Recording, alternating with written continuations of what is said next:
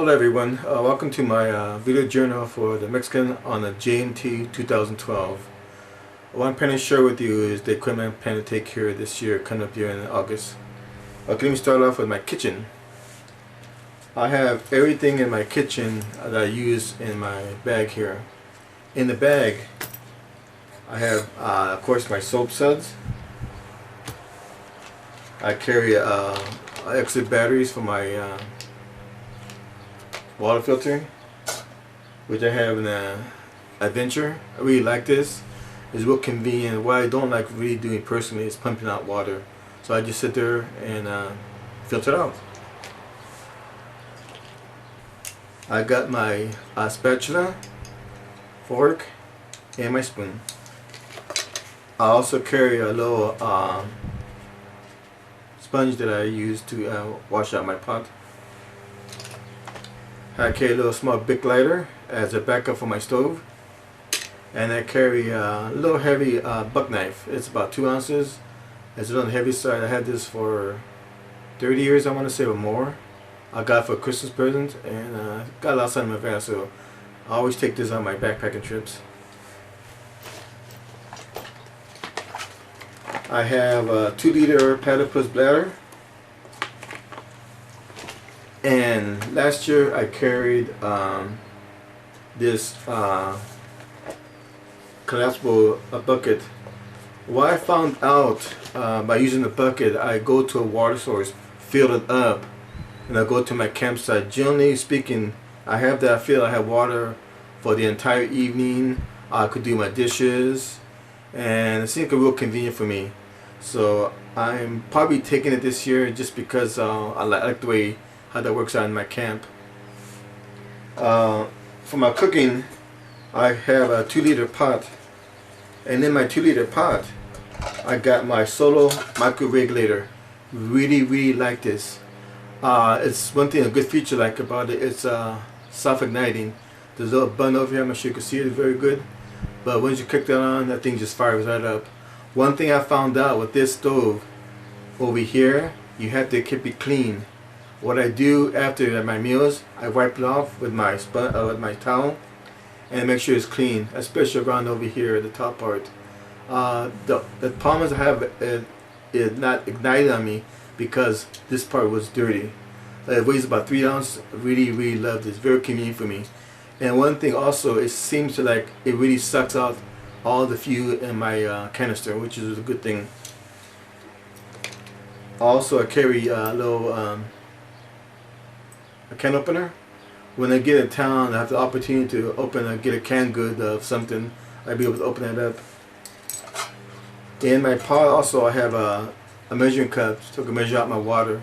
Also uses a double S for my coffee cup. And in that I got my 2-liter pot. And that's pretty much it for my kitchen.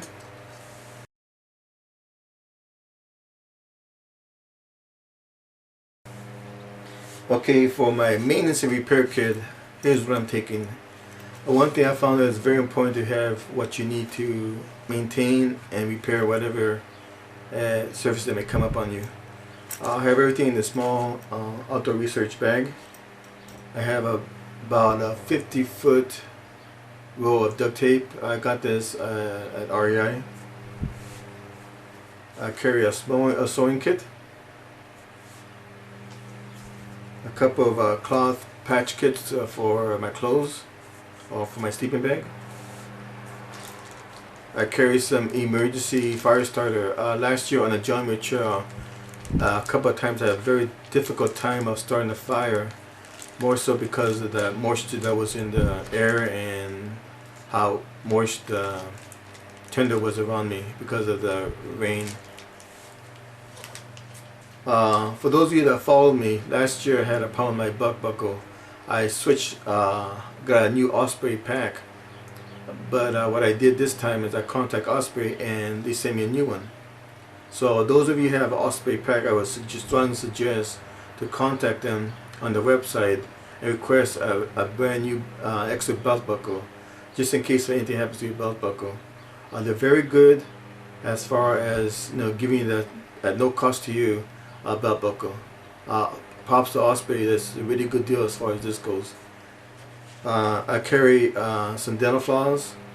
Could act like something to repair something, maybe an extra shoestring, I don't know. So I carry extra bite valve for my platypus.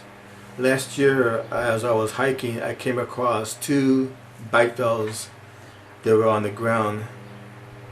So those people that lost their bite valves had a miserable time for the rest of their trip.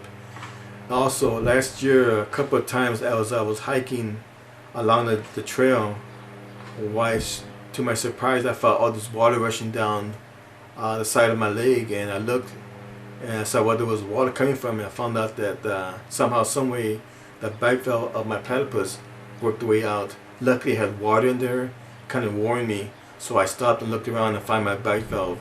Because of that, I decided to have an extra one, because if I were to lose this one, I'll have a very miserable time, and as far as not be able to use my platypus bladder for the rest of that trip.